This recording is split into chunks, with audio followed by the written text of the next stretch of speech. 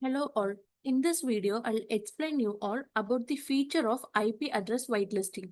IP address whitelisting means you can restrict transit usage outside your office premises by using this feature. So for that, first you have to go to all modules, settings. So under user management teams, you have to open any permissions of any team.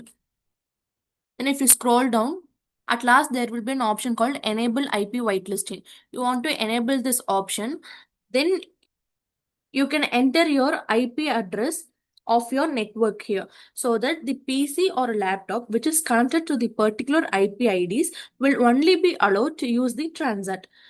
This feature will help you to restrict the outsiders to use the system, and you can save permission and you can use it. I hope this video finds helpful for you. Thank you.